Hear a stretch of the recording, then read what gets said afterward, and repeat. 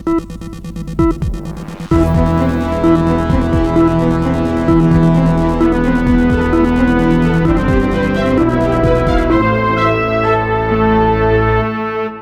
के कानपुर शहर की भीड़-भाड़ वाली बिरहाना रोड पर स्थित एक छोटी सी लगभग बंद पड़ी दुकान आज देश के बैंकिंग सिस्टम पर उठ रहे सबसे बड़े सवालों की प्रतीक बन चुकी है। जिस पते को देखकर कोई भी इसे मामूली कारोबार का ठिकाना समझेगा, वहीं से कागजों पर ऐसा कारोबारी साम्राज्य खड़ा दिखाया गया जिसके जरिए सरकारी बैंकों से करीब 3000 करोड़ रुपए के कर्ज का खेल रचा गया।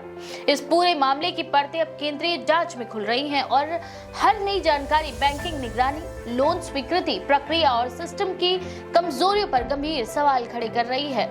वहीं आपको बता दें कि इस पूरे मामले की चर्चा दरअसल तब तेज हुई जब पंजाब नेशनल बैंक से जुड़े 32 करोड़ रुपए के धोखाधड़ी केस में कारोबारी राजेश बोथरा को गिरफ्तार किया गया। शुरुआती तौर पर यह मामला एक सीमित बैंक फ्रॉड जैसा लग रहा था, लेकिन जैसे जैसे जांच आगे बढ़ी, ये साफ होता गया कि ये सिर्फ एक बैंक या एक रकम तक सीमित नहीं है।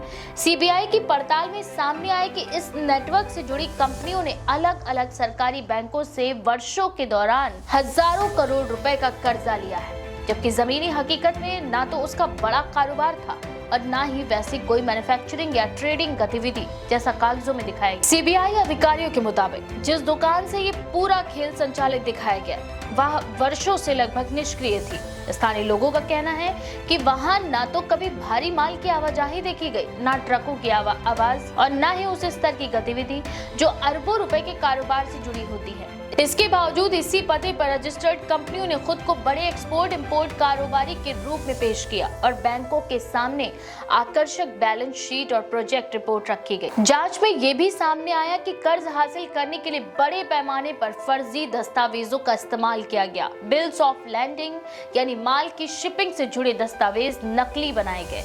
इनमें दिखाया गया कि विदेशों में भारी मात्रा में माल भेजा जा रहा है या वहां से कच्चा माल मंगाया जा रहा है, जबकि वास्तविकता में ना तो ऐसा कोई माल था और ना ही कोई शिपमेंट। इन कागजों के सहारे बैंकों को ये भरोसा दिलाया गया कि कंपनी का टर्नओवर लगातार बढ़ रहा है और विदेशी व्यापार से अच्छा खासा मुनाफा कमाया जा रहा है। सीबीआई की जांच में नकली खरीद बिक्री का पूरा जाल सामने आया है। कागजों में एक कंपनी दूसरी कंपनी से माल खरीदती दिख रही है, फिर वही माल किसी तीसरी कंपनी को बेचा हुआ दिखाया जाता है। इस पूरी चेन में ज्यादातर कंपनीज या तो एक ही समूह से जुड़ी थी या फिर ऑफशोर टैक्स हेवन देशों में रजिस्टर्ड शेल कंपनियां थीं। इन कंपनीज का असली मकसद कारोबार नहीं, बल्कि पैसों को इधर उधर घुमाकर लोन की रकम को दरअसल सिर्फ और सिर्फ ठिकाने लगाना था। जांच एजेंसी के सूत्रों का कहना है कि कर्ज की रकम का बड़ा हिस्सा उस उद्देश्य के लिए इस्तेमाल ही नहीं हुआ जिसके लिए बैंक से लोन लिया गया था। वहीं कहीं से मशीनरी खरीदने के नाम पर पैसा निकाला गया तो कहीं से कच्चा माल आयात दिखाकर रकम विदेश भेज दी गई। बाद में ये पैसा अलग अलग रास्तों से वापस भारत में या फिर बेनामी संपत्तियों में निवेश के रूप में लगाया गया। कई मामलों में लोन की रकम से महंगी रियल एस्टेट खरीदी गई तो कहीं शेयर बाजार और निजी निवेशों में पैसा लगाया गया। इस पूरे घोटाले में बैंकिंग सिस्टम की भूमिका भी जांच के दायरे में है। सवाल यह है कि जब एक छोटी सी दुकान या सीमित संसाधनों वाली कंपनी इतनी बड़ी रकम कर्ज ले रही थी, तब बैंकों की ओर से जमीनी स्तर पर वेरिफिकेशन आखिर क्यों नहीं हुआ? लोन स्वीकृति से पहले जो फील्ड इंस्पेक्शन और स्टॉक ऑडिट होने चाहिए थे, वो या तो हुए ही नहीं या फिर सिर्फ कागजों तक ही सीमित रह गए।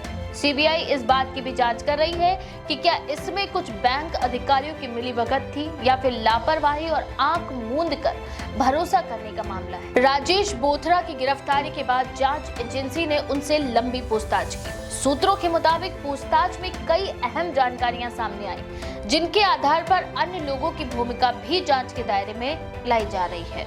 यह आशंका जताई जा रही है कि इस नेटवर्क में चार्टर्ड अकाउंटेंट्स, बिचौलिए और कुछ ऐसे लोग भी शामिल हो सकते हैं जिन्होंने कंपनीज की फर्जी बैलेंस शीट और ऑडिट रिपोर्ट तैयार करने में मदद की। कानपुर जैसे औद्योगिक शहर से जुड़ा ये मामला इसलिए भी अहम माना जा रहा है क्योंकि यहाँ पहले भी बैंक फ्रॉड और फर्जी कंपनीज के जरिए लोन लेने के मामले सामने आते रहे हैं।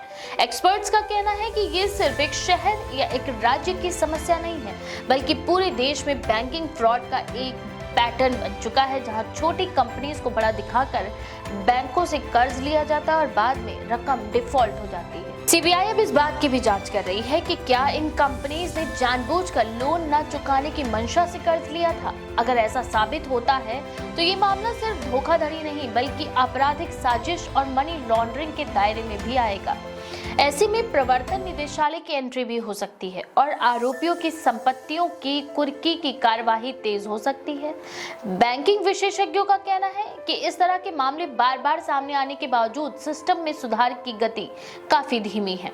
लोन स्वीकृति के समय डिजिटल दस्तावेजों और थर्ड पार्टी रिपोर्ट्स पर जरूरत से ज्यादा भरोसा किया जा रहा है, जबकि जमीनी सच्चाई जानने के लिए फिजिकल वेरिफिकेशन और स्वतंत्र जांच बेहद जरूरी है।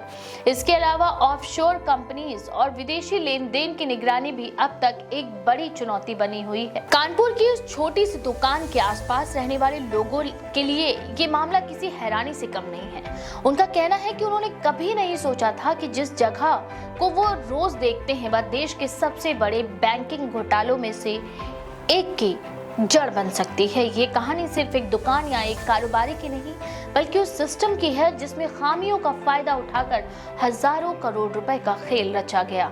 सीबीआई की जांच भी जारी है और आने वाले दिनों में और बड़े खुलासों की उम्मीद जताई जा रही है। ये मामला न सिर्फ आरोपियों के लिए बल्कि पूरे बैंकिंग तंत्र के लिए एक चेतावनी भी माना जा रहा है कि अगर निगरानी और जवाबदेही को गंभीरता से नहीं लिया गया तो ऐसी कहानियां बार बार सामने आती रहेंगी और अंत में नुकसान आम जनता और देश की अर्थव्यवस्था को ही उठाना पड़ेगा। तो इस बारे में आपका क्या विचार है? अपनी राय कमेंट सेक्शन में जरूर लिखें। ऐसी और भी खबरों के लिए देखते रहें द पेज 19।